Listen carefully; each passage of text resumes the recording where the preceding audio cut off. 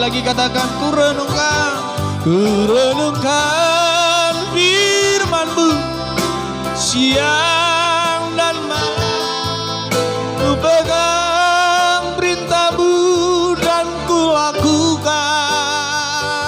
Engkau tahu ya Tuhan, tujuan hidupku hanyalah untuk menyenangkan hati-Mu, hanyalah untuk menyenangkan hati, hanyalah untuk menyenangkan hati-Mu. Kami mau merenungkan kebenaran firman-Mu. Sama-sama kami mau belajar rencana Allah dalam setiap hidup kami. Pengurapan Allah terjadi di tempat ini. Rabi hamba-Mu, Rabi seluruh jemaat-Mu yang hadir. Biar kami sama-sama diperlengkapi oleh kebenaran firman-Mu. Tidak ada kuasa lain di tempat ini selain Roh Allah. Setiap kuasa-kuasa yang bukan daripada Tuhan kami tolak dalam nama Yesus Kristus. Tapi kami izinkan Roh-Mu saja yang bekerja. Terima kasih Bapa. Terima kasih. Kami siapkan hati pikiran kami untuk menerima kebenaran firman-Mu. Kuasai ruangan ini, kuasai hati pikiran kami. Biar sepenuhnya Roh Allah yang bekerja. Di dalam nama Tuhan Yesus Kristus, kami siap mendengar firman Tuhan. Haleluya. Amin. Puji nama Tuhan. Shalom. Shalom.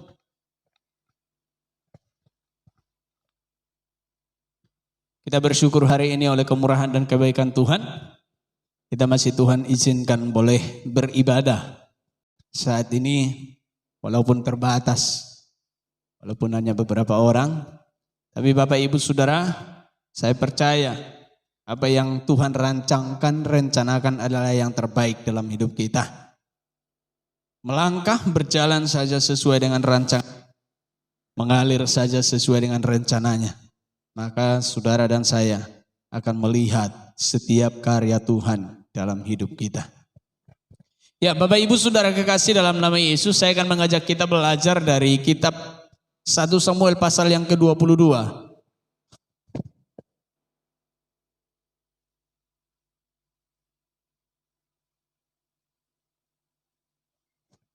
1 Samuel pasal yang ke-22. Ayat yang pertama dan ayat yang kedua saja. 1 Samuel pasal 22 ayat yang pertama dan ayat yang kedua. Kita akan baca bersama-sama ayat ini dalam hitungan yang ketiga. Sekali lagi 1 Samuel pasal 22 ayat yang pertama dan ayat yang kedua dengan perikop di atasnya Daud di Gua Adulam. 2, 3. Lalu Daud pergi dari sana dan melarikan diri ke Gua Adulam. Ketika saudara-saudaranya dan seluruh keluarganya mendengar hal itu, pergilah mereka ke sana mendapatkan dia. Berhimpunlah juga kepadanya setiap orang yang dalam kesukaran, setiap orang yang dikejar-kejar tukang piutang, setiap orang yang sakit hati. Maka ia menjadi pemimpin mereka. Bersama-sama dengan dia ada kira-kira 400 orang. Katakan amin. Ini menarik ketika kita pelajari Bapak Ibu Saudara. Ini kelanjutan kisah atau kelanjutan perjalanan Daud. Ketika dia lari-lari gitu ya. Ketika dia lari melarikan diri dari kejaran Saul. Di mana Saul iri dengan keberhasilan Daud. Dan sehingga dia menjadi buronan Saul. Dia tidak mau berlama-lama tinggal di Yerusalem, tapi dia segera melarikan diri agar dia aman dari kejaran Saul. Sekalipun dalam beberapa waktu dia selalu saja bisa menghindar, dia selalu saja bisa aman. Tapi Daud ngerti, Daud tahu bahwa dia harus jauh supaya Saul tidak semakin iri. Tapi Bapak Ibu Saudara ternyata tidak berhenti Saulnya tetap mengejar Daud. Bapak Ibu Saudara, tapi dalam pelarian ini Daud menemukan sebuah tempat, sebuah gua Adulam namanya. Bangsa Israel, Bapak Ibu Saudara, bangsa Israel itu memang sudah diatur dari awalnya. Mereka harus menyiapkan yang namanya gua untuk tempat pelarian. Jadi ada orang-orang yang mau melarikan diri yang tidak pantas untuk menerima hukuman mati, maka dia bisa berhak lari ke sana. Daud mencari perlindungan, dia pergi ke gua Adulam. Bapak Ibu Saudara, tapi menarik dalam ayat ini, ketika saudara-saudaranya tahu bahwa Daud ada di gua Adulam, mereka datang ke sana. Tidak hanya saudara-saudaranya, tetapi juga ada begitu banyak orang yang mendatangi Daud ke sana. Ini yang menarik. Bukankah Daud adalah seorang yang pelarian? Bukankah Daud adalah seorang yang sedang dikejar raja? Tapi orang-orang kok malah ikut dia gitu. Orang-orang malah datang kepada dia. Bapak Ibu Saudara kekasih di dalam nama Tuhan Yesus Kristus. Tapi yang unik dan menarik ini, apa yang membuat seorang Daud bisa menjadi jawaban bagi banyak orang? 400 orang Bapak Ibu Saudara. Gak cuma 1-2 orang, 400 orang firman Tuhan mencatat. Bapak Ibu Saudara kekasih dalam nama Tuhan Yesus Kristus. Kalau kita mau belajar dari apa yang dilakukan Daud, kita mau belajar dari perjalanan Daud, ada begitu banyak hal yang kita bisa lakukan dalam hidup kita. Hari ini saya akan berbicara kepada kita, yaitu gua kehidupan. Bapak Ibu Saudara, saya percaya setiap kita punya yang namanya gua kehidupan, atau tempat di mana kita mencari aman. Tempat di mana kita mencari perlindungan. Ketika saudara punya masalah, ketika saudara menghadapi pergumulan, problem, pasti saudara punya gua untuk tempat mencari di mana saudara aman. Saudara pasti mencari tempat di mana saudara aman. Pasti. Tapi Bapak Ibu Saudara kekasih dalam nama Tuhan Yesus Kristus, nanti kita akan belajar ternyata gua Adulam itu atau tempat di mana kita aman itu bukanlah akhir atau bukanlah tujuan dari apa yang harus kita lakukan. Tapi justru itu adalah proses. Disitulah kita berproses untuk kita bisa menghadapi pergumulan kita. Karena saya selalu katakan Bapak Ibu Saudara, pergumulan itu tidak bisa dihindari. Masalah itu tidak bisa dihindari. Tapi masalah itu harus dihadapi. Kalau saudara lari dari masalah, menghindar dari masalah, saudara tidak akan mendapatkan solusi. Gak akan ada solusinya. Tapi ketika saudara menghadapi masalah itu, disitulah akan kelihatan saudara menang atau kalah. Bapak Ibu Saudara, apa yang bisa kita pelajari dari hanya 2 ayat ini? Dari kedua ayat ini, dari 1 Samuel pasal 22 ini, perhatikan saya baca sekali lagi. Lalu Daud pergi dari sana dan melarikan diri ke gua Adulam. Ketika saudara-saudaranya dan seluruh keluarganya mendengar hal itu, pergilah mereka ke sana mendapatkan dia. Berhimpunlah juga kepadanya setiap orang yang dalam kesukaran, setiap orang yang dikejar-kejar tukang piutang, setiap orang yang sakit hati, maka ia menjadi pemimpin mereka. Bersama-sama dengan dia ada kira-kira 400 orang. Bapak Ibu Saudara, yang mau kita pelajari dari apa dilakukan oleh Daud, dari perjalanan Daud pagi hari ini adalah pertama, fokuslah kepada Tuhan, bukan kepada gua Anda. Sekali lagi, fokuslah kepada Tuhan, bukan kepada gua Anda. Sering kita fokus pada masalah yang kita hadapi. Sering fokus kita adalah kepada persoalan, pada gua di mana kita sedang ada berlindung, tapi kita tidak fokus, tidak melihat, tidak dapat memperhatikan bahwa kita punya Tuhan yang hebat. Tekanan, masalah, pergumulan, persoalan bisa saja datang dalam hidup kita. Selama saudara menghindar dan berfokus mencari gua, mencari perlindungan saudara, berfokus tinggal di dalam gua, tempat perlindungan saudara untuk jauh dari masalah itu, saudara tidak akan melihat hasilnya. Saudara tidak akan melihat kuasa Allah nyata dalam hidup saudara. Bapak Ibu Saudara kekasih dalam nama Tuhan Yesus Kristus, Mazmur pasal 57 ayat 3 dan ayat yang ke-6. Mazmur 57. Mazmur pasal 57 ayat 3 dan ayat yang ke-6. Ini adalah pernyataan Daud. Dan ini muncul ketika dia berada, hasil dari perenungannya, hasil dari pengalamannya ketika dia ada di Gua Adulam.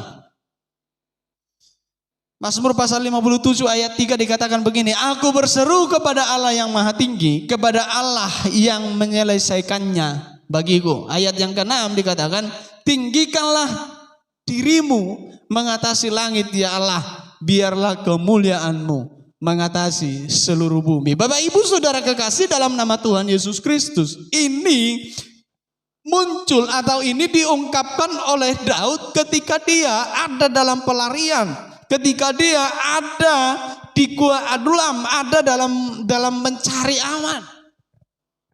Bapak Ibu Saudara, betapa sesungguhnya seorang Daud mengalami ketakutan bahwa kalau dia melawan raja, kalau musuhnya adalah raja, artinya seluruh bangsa itu menjadi musuh bagi Daud. Sehingga persoalan pergumulan inilah, masalah inilah yang membuat dia harus melarikan diri. Pindah dari satu tempat ke tempat yang lain. Kalau minggu yang lalu kita berbicara bagaimana Daud sampai seperti orang gila. Ya. Supaya dia bisa aman karena takutnya.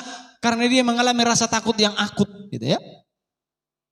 Hari ini bagaimana Daud di tengah-tengah pergumulan yang dia alami, dia tidak fokus kepada persoalannya lagi. Tapi dia fokus kepada Tuhan, dia punya tujuan, dia punya pengharapan. Bapak Ibu Saudara kekasih dalam nama Tuhan Yesus Kristus, pernahkah saudara tahu bahwa setiap pergumulan yang saudara dan saya alami dalam hidup, sesungguhnya itu membentuk pribadi kita menjadi pribadi yang kuat. Membentuk pribadi kita menjadi pribadi yang tangguh. Cuman sering ketika kita lari dari masalah itu, kita tidak akan jadi. Kita tidak akan terbentuk dengan sesungguhnya. Kenapa? Karena kita selalu lari, menghindar. Bapak Ibu Saudara, tapi ketika kita mau dibentuk, maka kita akan benar jadi pribadi yang yang kuat. Bapak Ibu Saudara, gua itu, tempat persembunyian itu adalah di mana kita sesungguhnya di sana bukan menjadi tujuan kita, tetapi di sanalah kita bisa berfokus kepada Tuhan. Di sanalah kita bisa membangun relasi kita dengan Tuhan. Dari sanalah kita bisa berdiri menghadap Tuhan, melihat bahwa Allah sanggup menyelesaikan setiap perkara dalam hidup kita. Bapak Ibu Saudara kekasih dalam nama Tuhan Yesus Kristus, jangan fokus terhadap masalahmu. Jangan fokus terhadap perlindungan yang engkau rasa bahwa itu aman bagimu hari ini. Tapi mari mulai miliki fokus sesungguhnya. Fokus kita adalah Tuhan. Kalau kita fokus pada Tuhan, kita akan alami kemenangan daripada Tuhan. Tapi kalau kita fokus kepada masalah kita, maka kita akan terlalu kecil untuk masalah itu. Kalau saudara fokus terhadap masalah itu, kita akan kecil di hadapan masalah itu. Tapi kalau kita fokus kepada Tuhan, justru kita akan mengalami kemenangan Tuhan. Yang kedua Bapak Ibu Saudara, yang kedua yang kita bisa pelajari dari perjalanan Daud ini adalah, gua itu adalah sesungguhnya tempat persiapan. Katakan amin. Bapak Ibu Saudara, jadi ketika kita punya pergumulan, punya masalah, ada waktu sejenak kita untuk mencari gua, mencari tempat perlindungan. Tapi tidak selamanya di sana, saya katakan tadi. Daud apakah dia selamanya di Gua Adulam? Dia enggak. Dia harus keluar dari sana. Tapi Bapak Ibu Saudara, ketika kita lihat di sanalah Daud terbentuk. Di sanalah Daud terbentuk. Bapak Ibu Saudara, persiapan itu bukan tujuan, tetapi persiapan itu adalah tempat mengevaluasi diri, tempat melatih diri, tempat memperlengkapi diri. Maka saya mau katakan bagi saudara dan saya hari-hari ini, ketika saudara dan saya ada dalam masalah, ketika saudara dan saya diperhadapkan terhadap sebuah persoalan, pergumulan, maka sesungguhnya gua yang tepat bagi kita, bagi saudara dan saya adalah duduk di kaki Tuhan. Jangan cari gua yang lain. Gua yang tepat adalah kita duduk di kaki Tuhan. Kenapa? Karena di sanalah kita akan dibentuk, dipersiapkan. Bapak Ibu Saudara kekasih di dalam nama Yesus Kristus, sama seperti ujian dalam sekolah. Ujian itu bukan tujuan akhir, tapi ujian itu proses untuk mencapai tujuan akhir. Nanti nilainya yang menentukan dia lulus atau tidak, tapi ujiannya harus diselesaikan di sana. Bapak Ibu Saudara kekasih di dalam nama Tuhan Yesus Kristus. Jadi jangan jadikan gua itu tempat perlindungan kita terakhir. Kita harus gerak. Banyak orang begini, ketika kita ada dalam pergumulan, ketika kita ada dalam persoalan, sudah kita duduk saja di kaki Tuhan, sudah berhenti di situ. Enggak. Tidak cukup berhenti di situ. Tapi bagaimana saudara dan saya harus bergerak? Saudara sudah berdoa, saudara beriman, berdoa meminta kepada Tuhan. Tapi saudara dan saya juga harus melangkah. Mencapai apa yang akan Tuhan nyatakan dalam setiap doamu. Sebab kalau saudara dan saya hanya sekedar berdoa saja. Saudara dan saya hanya sekedar berdoa saja. Karena jawabannya tidak bim salah bim. Jawaban doa itu tidak bim salah bim Bapak Ibu Saudara. Tapi jawaban doa itu adalah Tuhan menjawab melalui bagaimana saudara bekerja melakukannya. Allah mengerjakan bagiannya, kita mengerjakan bagian kita. Bapak Ibu Saudara kekasih di dalam nama Tuhan Yesus, Yusuf juga punya goa dalam hidupnya. Kalau kita kembali ke kisah Yusuf, bagaimana dia sebelum menjadi Perdana Menteri di Mesir, dia juga punya goa. Goa yang membentuk Yusuf itu apa? Penjara. Bapak Ibu Saudara, kalau Yusuf tidak melalui penjara, dia tidak akan sampai ke istana. Sakit ketika dia di goa, di penjara sakit. Dia di penjara karena difitnah. Dia menghadapi pergumulan, persoalan, dia difitnah. Lalu dia masukkan dia ke penjara. Itu menjadi goanya. Di mana di sana dia diproses. Dari sanalah Yusuf belajar. Di penjara Yusuf belajar melayani. Dia melayani siapa? Bukan melayani orang-orang hebat, bukan. Melayani orang-orang yang sedang dipenjara juga, termasuk pelayan-pelayan raja, mantan pelayan-pelayan raja. Di sanalah dia melatih dirinya, mempersiapkan dirinya. Di gua itulah dia mempersiapkan dirinya. Dan itu menjadi akses bagi dia untuk sampai ke istana. Bapak Ibu Saudara kekasih dalam nama Tuhan Yesus Kristus, kadang proses itu memang gak enak. Tapi percayalah, akhirnya pasti sukacita. Bapak Ibu Saudara kekasih dalam nama Tuhan Yesus Kristus. Tapi kalau saudara berdiam diri saja. Kalau Yusuf dia berdiam diri saja. Ketika dia dimasukkan di penjara, ya sudahlah, sudah di penjara, dia berdiam diri saja. Gak akan punya akses ke istana. Tapi dia melakukan bagiannya. Apa yang dia biasa lakukan, dia lakukan. Dia tidak berhenti di situ. Sudahlah, saya hanya duduk berdoa, berlutut di sini. Sudahlah, Tuhan menyertai. Enggak. Tapi dia melakukan sesuatu apa yang dia bisa lakukan. Saudara dan saya juga sama. Ketika saudara menghadapi pergumulan hidup, persoalan hidup dalam hidup saudara dan saya, kita tidak cukup hanya duduk, berdoa, berdiam diri di situ, enggak. Tapi melangkah, lakukan apa yang menjadi bagianmu. Apa yang harus engkau lakukan. Bapak Ibu Saudara kekasih di dalam nama Tuhan Yesus Kristus. Gua itu adalah tempat di mana kita mengubah hidup kita. Yang tadinya penakut, takut menghadapi pergumulan. Ketika saudara dan saya sudah berdoa, ketika saudara dan saya diperhadapkan pergumulan lalu lari ke gua, di gua itulah engkau akan membangkitkan semangatmu untuk melangkah bergerak. Bapak Ibu Saudara, tahu gak saudara bahwa kepemimpinan, jiwa kepemimpinan Daud muncul ketika dia ada di gua. Ketika dia ada di gua, disitulah justru jiwa kepemimpinannya muncul. Bagaimana tidak? Ketika dia fokus, ketika dia mulai fokus terhadap Tuhan, lalu datang orang-orang. Orang-orang datang nih, orang-orang yang bermasalah, ada orang yang dililit utang piutang, ada orang yang sakit hati, ada orang yang dikejar-kejar untuk dibunuh, datang ke dia. Bapak Ibu Saudara kekasih di dalam nama Tuhan Yesus Kristus, di saat itulah dia mulai berpikir, di saat itulah dia mulai arahnya, tujuannya tidak lagi berfokus kepada dirinya. Saudara, kalau saudara berfokus kepada diri saudara, saudara akan menjadi manusia ego. Dan saudara akan menjadi menyayangi diri saudara. Tuhan kok begitu bergumulanku. Tapi enggak. Ketika dia berfokus kepada Tuhan, dia peduli terhadap orang lain. Ketika ada orang yang susah, saya sedang berpikir begini. Bayangkan 400 orang datang, semua orang yang punya masalah. Sedangkan dia sendiri aja punya masalah. Saudara punya masalah, tiba-tiba ada orang yang bermasalah sama saudara lalu curhat. Apa yang saudara bilang? Diam aja lo di situ, gue aja punya masalah. Ya toh? Masalahku aja belum selesai. Tapi bayangkan Daud, 400 orang Bapak Ibu Saudara. Saya sedang berpikir begini, Tuhan kadang aku ini punya masalah. Enggak gitu banyak masalahnya. Kadang-kadang ada masalah dalam pikiran saya aja. Tiba-tiba ada orang bermasalah terbawa-bawa gitu. Baper gitu. Datang orang curhat lalu kita baper. Orang ini enggak tahu gue juga punya masalah. Tapi Daud unik Bapak Ibu Saudara. Kenapa dia bisa menjadi pemimpin? Tanpa dia berbuat sesuatu dia orang gak akan mungkin bisa begini. Lo aja jadi bos kami. Enggak. Tapi ketika dia bisa menjadi jawaban bagi banyak orang. Orang ini yang menyerahkan dirinya untuk dipimpin oleh Daud. Bayangkan ketika Daud ada di dalam masalah pergumulan hidupnya. Lalu datang orang-orang itu yang membawa masalah pada dia.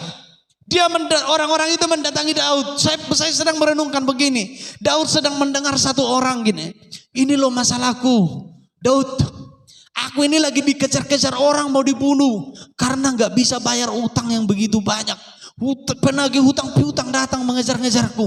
Aku ini gak tahu mau kemana lagi. Kalau saya gak melarikan diri ke sini, pasti saya mati dibunuh. Daud sedang berpikir ya. Kayak apa orang ini kok bisa punya utang gitu banyak? Ngapain aja dia berpoya-poya? Ya toh? Ada orang yang sakit hati cerita. Daud nggak tahu pergumulanku. Aku sudah lakukan ini, aku sudah buat ini, aku sudah kerjakan ini, tapi nggak dihargai. Aku sakit hati sama orang itu, aku kebencian, aku kepahitan sama orang itu. Wow, Daud pikir, ya ini masalahku cuma kecil. Yang ngejar-ngejar aku ya mertua aku lagi gitu ya. Iya tuh Saul itu kan mertuanya Daud toh. Yang ngejar-ngejar aku mertua aku lagi. Ini orang ini dikejar-kejar orang, kasihan juga orang ini. Tapi dia bisa menjadi jawaban bagi orang lain. Perhatikan, ketika Daud peduli dengan orang lain, dia tidak fokus dengan masalahnya, tapi dia berjalan menjadi jawaban bagi orang lain justru di saat itu. Menjadi jawaban atas setiap pergumulannya. Perhatikan. Dia tidak peduli lagi dengan kejaran Saul. Dia tidak peduli lagi dengan masalah dengan Saul. Sebab apa? Ketika dia sudah menjadi pemimpin untuk 400 orang. Orang-orang yang sakit hati ini tadi. Orang-orang yang hancur, yang rusak ini tadi yang datang kepada Daud. Itu menjadi prajurit-prajurit yang gagah perkasa. Nanti saudara kalau mau ikuti kisah ini, lihat kisahnya Daud ketika dia menjadi raja. Orang-orang inilah yang ada di samping Daud. Orang-orang yang sakit hati, yang melarikan diri tadi. Ini orang-orang ini yang menjadi orang-orang yang hebat ada di sekitar Daud ketika Daud menjadi raja. Luar biasa Bapak Ibu Saudara. Ketika dia sudah memimpin orang-orang hebat ini, enggak ada lagi tuh kisahnya dia dikejar-kejar Saul. Kenapa? Karena dia tidak fokus lagi terhadap masalahnya. Ketika dia fokus terhadap masalahnya, dia yang melarikan diri. Dia lari ke sana, dia lari ke sini, lari ke sini. Tapi ketika dia tidak fokus lagi terhadap masalahnya, dia fokus terhadap Tuhan, lalu dia menjadi jawaban bagi orang lain. Dia merubah hidupnya di situ. Di goa itu, dia bukan lagi seorang prajurit. Jiwanya bukan lagi hanya jiwa seorang prajurit, tetapi jiwanya menjadi jiwa seorang panglima, tentara, jiwa seorang pemimpin. Dia sudah menjadi orang hebat. Tapi itu dibentuk di goa itu tadi. Apakah dia nyaman di goa itu, tinggal di situ? Dia sudah menjadi pemimpin di goa itu? Enggak. Tapi dia melangkah keluar dari sana. Kalau saudara ikuti kisahnya, dia keluar di sana. Kalau kita baca kelanjutannya dari 1 Samuel tadi, 1 Samuel pasal 22 itu. 1 Samuel pasal 22 itu tadi. Dari sana Daud pergi ke Mispa di Moab dan berkata kepada raja negeri Moab, izinkanlah ayahku dan ibuku tinggal padamu sampai aku tahu apa yang dilakukan Allah kepada aku. Dia nggak tinggal di goa itu, nggak tinggal. Karena apa? Dia tahu justru di goa itulah dia dibentuk. Goa itulah yang akan memperolehnya. Disitulah dia dibentuk menjadi seorang pemimpin yang hebat. Bapak Ibu Saudara kekasih dalam nama Tuhan Yesus Kristus, saya mau katakan bagi saudara dan saya begini, yang harus kita pegang dalam hidup kita. Tuhan izinkan engkau menghadapi masalah pergumulan dalam hidupmu. Engkau mencari goa untuk tempat engkau mungkin, untuk mencari engkau, untuk tempat engkau mencari aman untuk sejenak, itu bagus. Tapi saya mau katakan, jangan tinggal di goa itu. Tapi jadikan goa itu menjadi tempat membentuk dirimu menjadi pribadi yang hebat, yang kuat, yang punya pengaruh, punya dampak.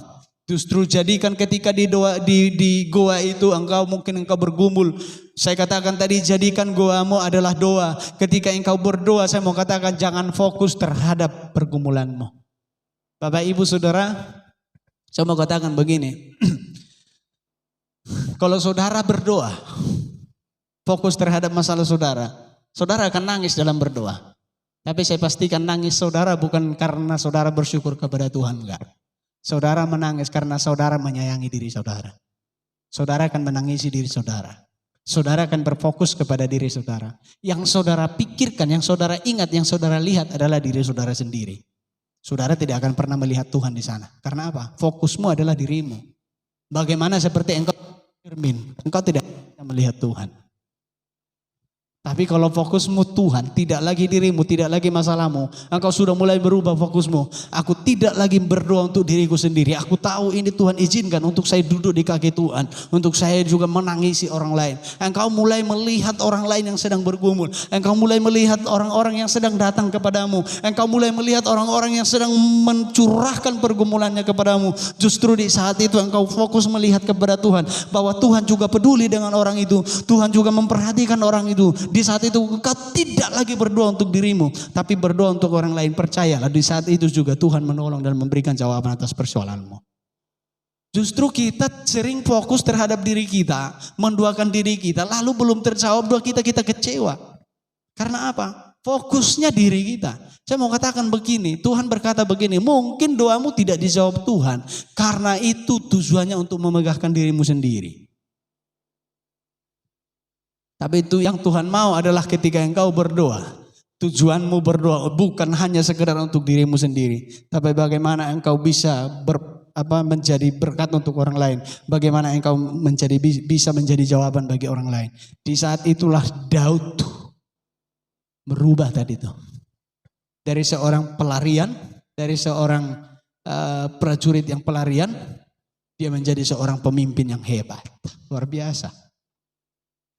Yang ketiga Bapak Ibu Saudara, yang ketiga, gua itu adalah tempat di mana kita direndahkan, katakan amin.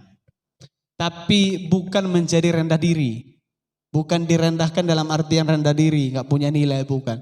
Tapi dalam artian direndahkan agar kita bisa menjadi pribadi yang lemah, lembut, menjadi pribadi yang bisa dibentuk. Kadang-kadang Bapak Ibu Saudara, Tuhan izinkan kita menghadapi pergumulan. Karena Tuhan mulai kita melihat ini orang ini sudah mulai sombong. Orang ini sudah mulai merasa hebat. Orang ini sudah mulai merasa angkuh. Orang ini sudah mulai merasa bahwa dirinya mampu. Lalu Tuhan banting, Tuhan putar. Masuk dalam pergumulan supaya kita lari ke gua dan di gua itu kita merendahkan diri. Bapak Ibu Saudara, saya percaya ketika saudara datang merendahkan diri berdoa kepada Tuhan, gak pernah saudara berdoa, Tuhan aku minta dong, enggak. Tapi saya percaya saudara berdoa merendahkan diri serendah-rendahnya. Kalau bisa sampai berlutut kepalanya di tanah, di kakinya gitu, Tuhan. Gitu ya. Bapak Ibu Saudara kekasih, kenapa? Ini Tuhan izinkan untuk merendahkan kita supaya kita bisa dibentuk oleh Tuhan. Karena ketika kita direndahkan oleh Tuhan, di saat itulah kita menjadi orang yang lemah lembut. Menyadari bahwa kita tidak apa-apa tanpa Tuhan. Lalu Tuhan membentuk kita. Kalau kita sudah lihat Bapak Ibu Saudara, kita perhatikan Daud ini. Dia direndahkan ketika dia ada di gua. Kenapa? Udah diurapi menjadi raja loh. Sudah diurapi menjadi raja Bapak Ibu Saudara. Samuel sudah datang mengurapi dia menjadi raja. Ketika dia ada di Yerusalem, dia sudah menjadi orang yang elu-elukan. Bayangkan Minggu kemarin firman Tuhan kita baca, firman Tuhan berkata begini, Saul mengalahkan beribu-ribu, Daud mengalahkan berlaksa-laksa. Kemegahannya ketika dia ada di Yerusalem, kemegahannya itu lebih daripada Saul yang seorang raja. Tapi Bapak Ibu Saudara, dia direndahkan masuk di sana supaya apa? Dia dibentuk di sana, dia diproses di sana menjadi orang yang rendah hati dan siap untuk dibentuk oleh Tuhan. Bapak Ibu Saudara kekasih di dalam nama Tuhan Yesus Kristus. Disitulah ketika Daud rela untuk direndahkan, untuk dibentuk oleh Tuhan, dia berubah menjadi pemimpin yang tangguh. Berikutnya, ketika dia menjadi raja, dia tidak pernah kalah dalam peperangan. Firman Tuhan mencatat dia tidak pernah mengalami kekalahan dalam peperangan. Sepanjang sejarahnya dia menjadi pemimpin. Semua bangsa-bangsa yang di sekitarnya takluk, tunduk. Karena apa?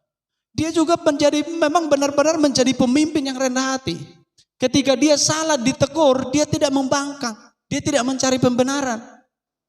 Perhatikan Saul, ketika Saul raja, dia salah, Tuhan bilang begini, tumpas semua sampai hewan-hewannya, jangan ada yang hidup. Tapi Saul bilang sama rakyat ini, tangkap rajanya, penjarakan. Itu binatang-binatangnya yang kurus-kurus tumpas, yang gemuk-gemuknya kita ambil, kita persembahkan untuk Tuhan. Alasannya untuk persembahkan untuk Tuhan. Padahal Tuhan bilang tumpas habis semua. Lalu ketika dia diingatkan oleh Nabi, datang Nabi Samuel bilang begini, Saul, kamu salah. Tuhan bilang tumpas semua, kenapa kamu biarkan hidup?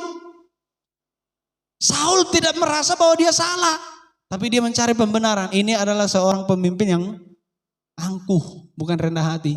Dia merasa raja, dia bilang begini, rakyat itu loh yang bilang. Aku takut kalau rakyat itu nanti marah melempari aku. Tapi Daud, Bapak Ibu Saudara perhatikan, ketika dia salah di hadapan Tuhan.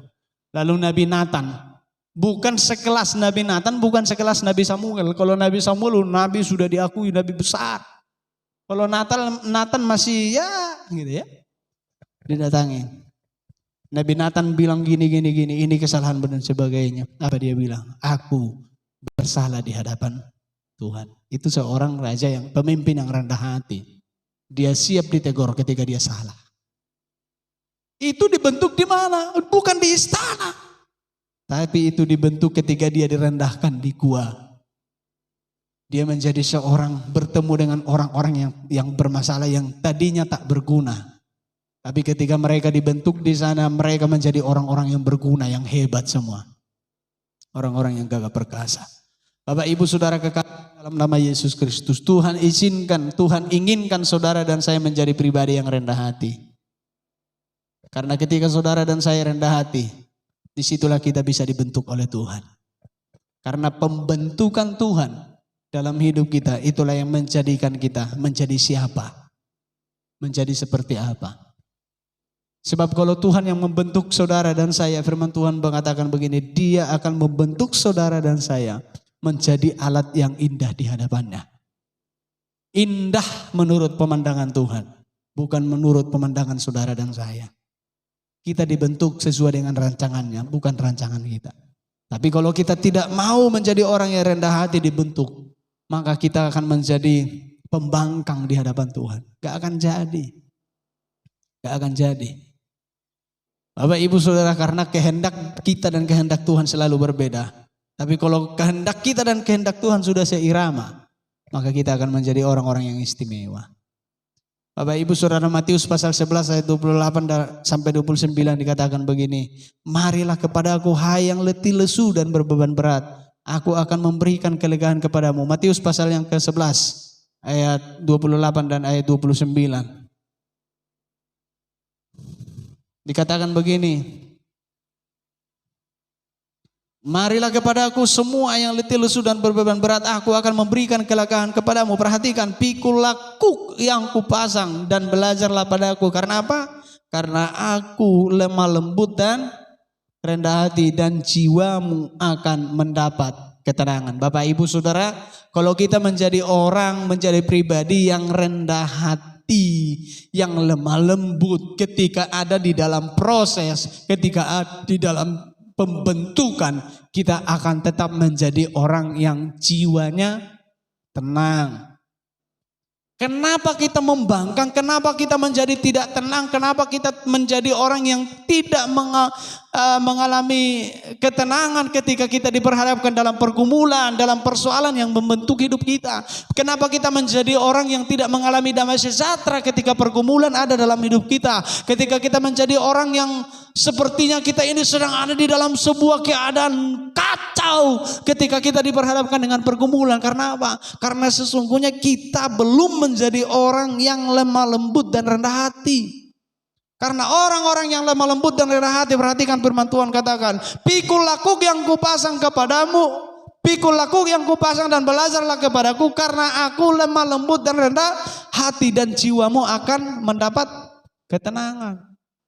Kalau engkau sudah mau menjadi orang yang rendah hati, orang yang lemah lembut, ketika dibentuk, ditaruh beban di dalam dirimu, jiwamu akan tetap tenang. Karena apa? Engkau akan menyadari bahwa engkau sedang dibentuk oleh Tuhan. Amin. Bapak Ibu Saudara kekasih, saya tidak tahu apa pergumulanmu hari ini. Saya tidak tahu masalah apa yang sedang engkau hadapi dan sedang kemana engkau lari. Gua yang seperti apa yang sedang engkau hadapi dalam hidupmu. Engkau sedang melarikan diri ke gua yang seperti apa? Tapi saya mau katakan bagi saudara dan saya hari ini, jadikan gua itu menjadi tempat di mana engkau direndahkan dan dibentuk oleh Tuhan. Jadikan gua itu menjadi tempat di mana engkau menjadi tempat untuk mempersiapkan dirimu menjadi orang yang tangguh di hadapan Tuhan. Jadikan gua itu tempatmu untuk berfokus kepada Tuhan, tidak berfokus kepada masalahmu. Tidak berfokus terhadap dirimu sendiri, tetapi mulai berfokus kepada apa rancangan dan rencana Tuhan dalam hidupmu. Maka di saat itulah engkau akan melihat bahwa Tuhan tidak membiarkanmu seorang diri. Sebenarnya Tuhan sedang membentuk engkau menjadi seorang pemimpin. Menjadi seorang yang akan Tuhan pakai menjadi luar biasa. Menjadi alat dan kemuliaan bagi nama Tuhan. Tuhan memberkati saudara dan saya. Tuhan memberkati firman-Nya. Mari kita renungkan kebenaran firman Tuhan. Kita angkat pujian kita di hadapan Tuhan. Makasih. Terima kasih Yesus.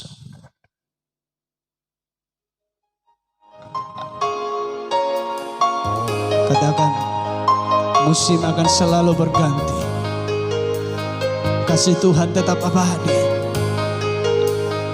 Terima kasih Bapa. Musim akan selalu berganti. Kasih Tuhan tetap abadi,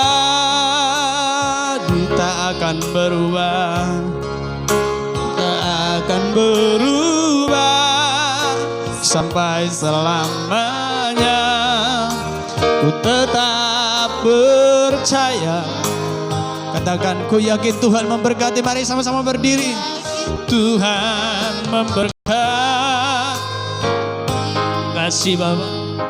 Ku yakin Tuhan melindungi burung di udara, burung di udara. Tuhan pelihara, karena kasih-Nya Tuhan selalu, Tuhan selalu.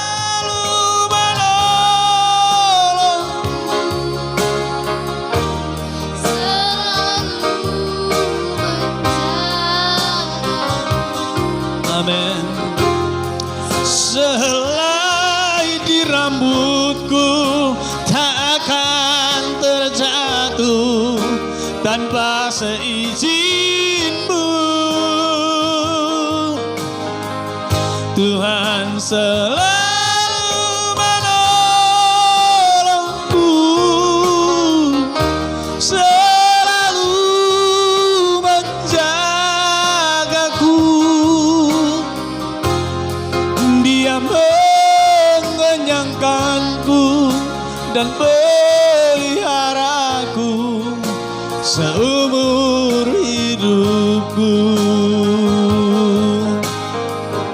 Musim akan selalu berganti. kasih Tuhan tetap abadi, amin. Tak akan berubah sampai selamanya. Ku tetap percaya. Kami yakin Engkau Tuhan memberkati kami. Ku yakin Tuhan memberkati. Oh, ku yakin Tuhan melindungi. Amin Tuhan. Burung di udara Tuhan pelihara karena kasih-Nya. Tuhan selalu menolongku, selalu menjaga. Selai di rambutku takkan terjatuh tanpa seizin-Mu. Tuhan selalu menolongku, selalu menjagaku. Dia mengenyangkanku dan peliharaku seumur hidupku. Tuhan selalu menolongku, selalu menjagaku. Selai di rambutku takkan terjatuh tanpa seizin-Mu. Tuhan selalu menolongku, amin. Selalu menjagaku. Dia mengenyangkanku dan peliharaku seumur hidup. Dia mengenyangkan, Dia mengenyangkanku dan peliharaku seumur. Dia mengenyangkanku, oh, Dia mengenyangkanku dan peliharaku seumur hidup. Oh, haleluya, haleluya, haleluya. Allah yang ajaib, Allah yang ajaib, Allah yang dahsyat. Kami agungkan nama-Mu Tuhan. Disembah. Oh, terima kasih Tuhan, terima kasih. Oh, terima kasih Bapa. Kau sungguh luar biasa bagi kami. Kau sungguh dahsyat bagi kami Tuhan. Kau sungguh ajaib. Semusim berlalu, namun Kau selalu peliharaku, amin Tuhan. Kasih dan setia-Mu tak pernah layu di hidupku. Lebih luas dari samudra kebaikan-Mu Bapa takkan habis di hidupku. lebih tinggi dari cakrawala, tak terbatas kasih-Mu. Sungguh ku bersyukur, lebih luas dari samudra kebaikan-Mu Bapa, takkan habis di hidupku, lebih tinggi dari cakrawala, tak terbatas kasih-Mu. Sungguh ku bersyukur, tak terbatas kasih-Mu. Sungguh ku bersyukur, tak terbatas kasih-Mu. Sungguh ku bersyukur.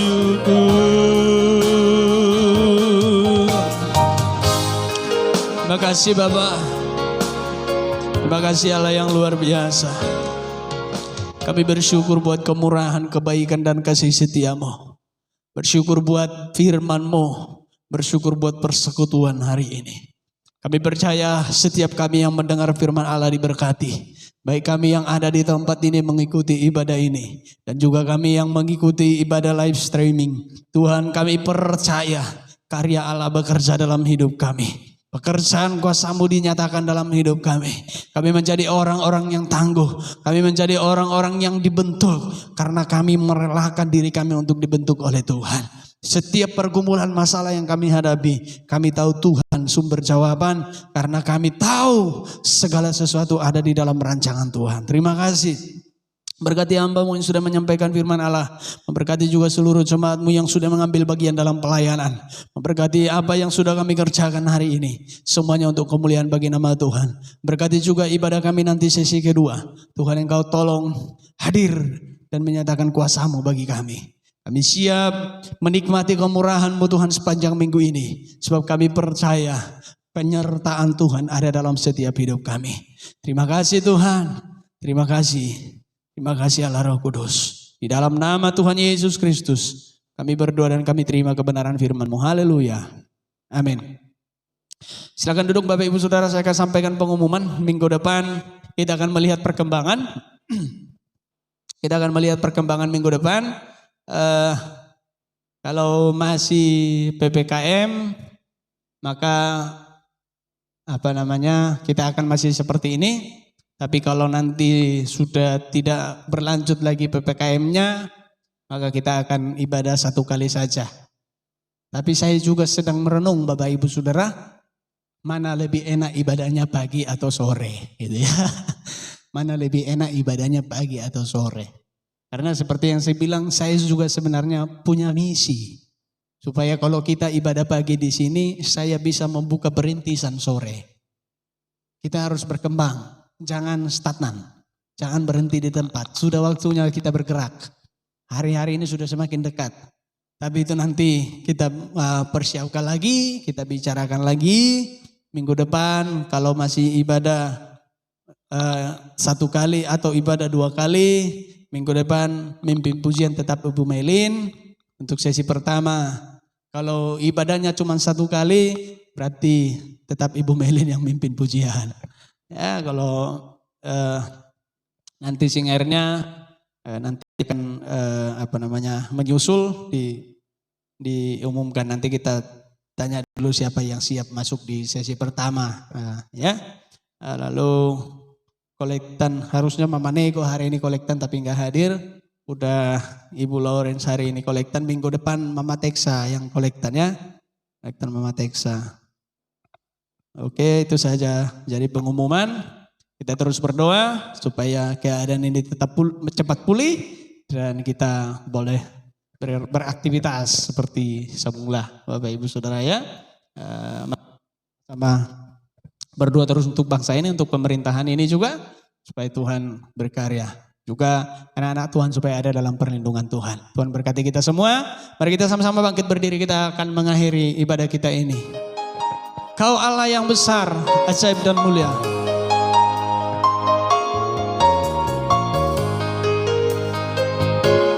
Terima kasih Tuhan. Kau Allah yang besar, ajaib dan mulia. Kau Yesus yang selalu membuatku terpesona, segala pujian bagimu ya Tuhan. Hanya Kau yang layak Tuhan. Kau Allah yang besar, Kau Allah yang besar, ajaib dan mulia. Kau Yesus yang selalu membuatku terpesona, segala pujian bagimu ya Tuhan. Hanya Kau yang layak Tuhan, hanya Kau, hanya Kau yang layak Tuhan, hanya Kau Tuhan, hanya Kau yang layak ku agungkan.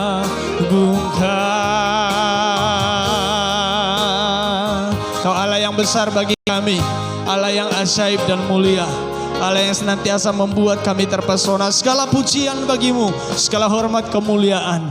Terima kasih buat ibadah yang diberkati Tuhan. Sebentar kami akan pulang, berpisah satu dengan yang lain. Tuhan sertai kami pulang, tiba di rumah masing-masing dengan selamat dalam anugerah dan pertolongan Tuhan.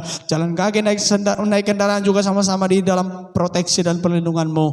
Lindungi seluruh jemaat-Mu Tuhan dari setiap mara bahaya, bahkan virus yang sedang merajalela hari-hari ini. Hamba-Mu berdoa jemaat Tuhan ada di dalam proteksi dan perlindungan Tuhan. Mereka tidak terpapar satupun, tapi mereka aman karena ada kuasa Allah yang melindungi mereka. Terima kasih Tuhan. Biarlah hidup kami hidup yang dimenangkan di dalam Tuhan. Bapak Ibu Saudara kekasih dalam nama Yesus, mari arahkan hati dan pikiranmu kepada Tuhan. Angkat kedua tanganmu dan pulanglah terima berkat daripada Tuhan. Tuhan memberkati engkau dan memelihara engkau. Tuhan menyinari engkau dengan wajahnya dan memberi engkau kasih karunia. Tuhan menghadapkan wajahnya kepadamu dan memberi engkau damai sejahtera.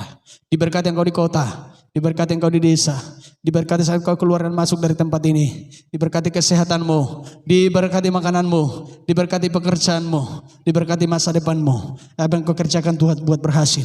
Engkau akan naik tidak turun, engkau menjadi kepala bukan ekor. Di dalam berkat nama Tuhan Yesus Kristus, semua yang percaya diberkati Tuhan bersama saya katakan amin. Puji nama Tuhan. Ibadah kita selesai, Tuhan memberkati. Shalom.